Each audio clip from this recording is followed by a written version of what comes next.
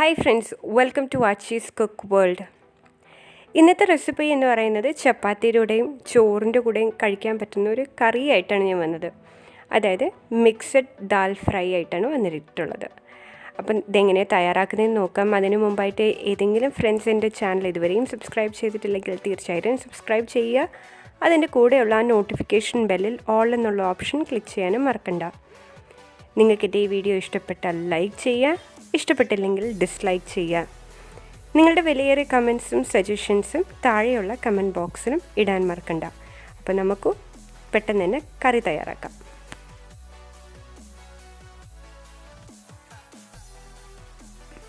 ഞാനിവിടെ 3 തരം ദാലാണ് എടുത്തിട്ടുള്ളത്. ഒന്ന് തോരൻ പരിപ്പ് തൂർ ദാൽ, പിന്നെ മസൂർ ദാൽ, അതേപോലെ മൂങ് ദാൽ. മൂങ് ദാൽ എന്ന് പറയുന്നത് നമ്മൾ പച്ച പയറ് തൊലി കളഞ്ഞ് കിട്ടുന്നതാണ് മൂങ് ദാൽ. ഈ 3 പരിപ്പും എടുത്തിട്ടുണ്ട്. ഈ 3 പരിപ്പും കൂടെ നമുക്ക് ഒരുമിച്ച് തന്നെ ഒരു ബൗളിലോട്ടിട്ട് മിക്സ് ചെയ്തെടുത്താൽ മതി. ഇനി ഇതിലേക്ക് നമുക്ക് വെള്ളം ഒഴിച്ച് നല്ല വൃത്തിയായിട്ട് ഇത് കഴുകിയെടുക്കാം. അപ്പോൾ ഞാൻ ഇത് നല്ല രീതിയിൽ ഒന്ന് കഴുകിയെടുക്കാം.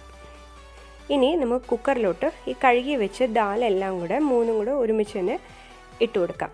ഇട്ട് കൊടുത്തിട്ട് ഇതിൽ ആവശ്യമുള്ള വെള്ളം, ഈ ദാൽ വേകാൻ ആവശ്യമുള്ള വെള്ളം ഒഴിച്ചു കൊടുക്കുക.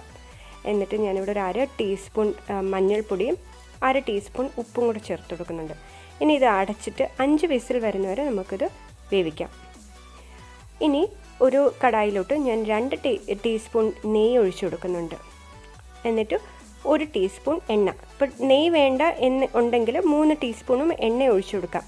ഞാനിപ്പോൾ 2 ടീസ്പൂൺ നെയ്യും 1 ടീസ്പൂൺ എണ്ണയാണ് ഒഴിച്ചിട്ട് കൊടുത്തിട്ടുള്ളത്. ഇനി ഇതിലേക്ക് ജീരകം ഇട്ട് കൊടുക്കാം. നല്ല ജീരകം ഇട്ട് കൊടുക്കാം. ഈ ജീരകം ഒന്ന് നല്ലൊരു മൂത്ത മണം വരണം. അതുവരെ നമുക്ക് ഈ ജീരകം ഒന്ന് ഇളക്കി കൊടുത്ത് ഒന്ന് മൂപ്പിച്ചെടുക്കാം.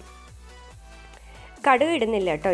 ഇതിൽ ജീരകമാണ് മെയിനായിട്ട് ഇടുന്നത്. ഇത് നോർത്ത് ഇന്ത്യൻ ഡിഷ്. നോർത്ത് ഇന്ത്യൻസിനൊക്കെ എപ്പോഴും ജീരകമാണ് അവരുടെ ഒരു ടേസ്റ്റിന് അവർ യൂസ് ചെയ്യുന്നത്. ഇനി 2 വറ്റൽമുളക് കട്ട് ചെയ്ത് ഇട്ടിട്ടുണ്ട്. അതേപോലെ ഞാൻ ഇനി ഇതിൽ കറിവേപ്പില ഇട്ട് കൊടുക്കുന്നുണ്ട്. നിങ്ങൾക്ക് ആവശ്യമുള്ളത്ര കറിവേപ്പില ഇട്ട് കൊടുക്കാം.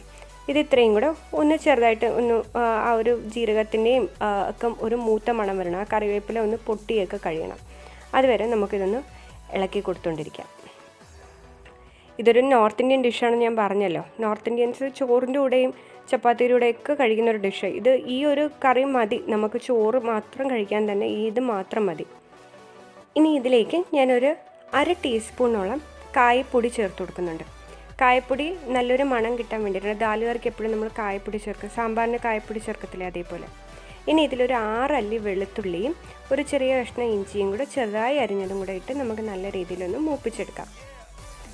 ഇത് കായപ്പൊടി ഇല്ലെങ്കിൽ നിങ്ങൾക്ക് കായം ഇട്ട് കൊടുക്കാം കേട്ടോ, അത് ദാൽ വേവിക്കുമ്പോൾ.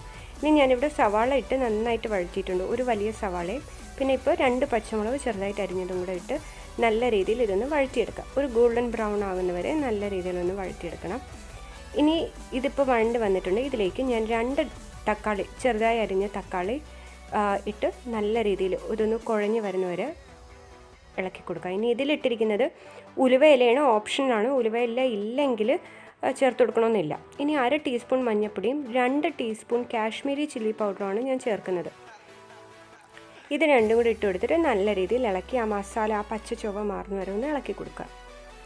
ഇനി ഇതിലേക്ക് നമുക്ക് ദാല് നല്ല രീതിയിൽ ഉടച്ചെടുത്ത ദാൽ ഇതിലോട്ട് ചേർത്ത് കൊടുക്കുക.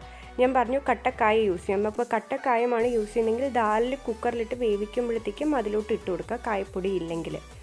ഇനി ഇതിലേക്ക് ഇത് നന്നായിട്ടൊന്ന് ഇളക്കി യോജിപ്പിച്ച് കൊടുക്കുക. ഈ മസാലയും ഈ ദാലും നല്ല രീതിയിൽ യോജിപ്പിച്ചിട്ട് ഇതിൽ ഞാനിപ്പോൾ 1.5 ഗ്ലാസ് വെള്ളം ഒഴിച്ചു കൊടുക്കുന്നുണ്ട്. കറി ഒന്ന് ചെറുതായി ഒന്ന് ലൂസാകാൻ വേണ്ടിയിട്ടാണ്. ഇനി ഇതൊന്ന് അടച്ചു വെച്ച് നമുക്കൊരു 5 മിനിറ്റ് വരെ ഇതൊന്ന് വേവിക്കാം, ഒന്ന് തിളയ്ക്കാനായിട്ട്. അപ്പോൾ 5 മിനിറ്റ് ആയിട്ടുണ്ട്. നമുക്കിത് തുറന്ന് നോക്കാം. കണ്ടോ, കറിയൊക്കെ നല്ല കറക്റ്റ് പരുവമായിട്ടുണ്ട്. ഇതിലേക്ക് ഞാനൊരു 1/2 ടീസ്പൂൺ ഗരം മസാല ചേർത്ത് കൊടുക്കുന്നുണ്ട്. അതേപോലെ തന്നെ മല്ലിയില, നിങ്ങൾക്ക് ടേസ്റ്റിന് ആവശ്യമുള്ള അത്ര മല്ലിയില ചേർത്ത് കൊടുക്കുക. ഞാനിപ്പോൾ ഇവിടെ കുറച്ച് മല്ലിയില ചേർത്ത് കൊടുക്കുന്നുണ്ട്. എന്നിട്ട് ഇതൊന്നും കൂടെ ഒന്ന് ഇളക്കി കൊടുക്കാം.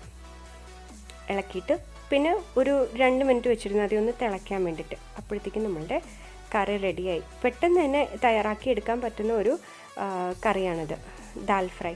അപ്പോൾ തീർച്ചയായിട്ടും ഇത് എല്ലാവരും ഒന്ന് ട്രൈ ചെയ്ത് നോക്കുക. ഇതിനി സെർവ് ചെയ്യാം.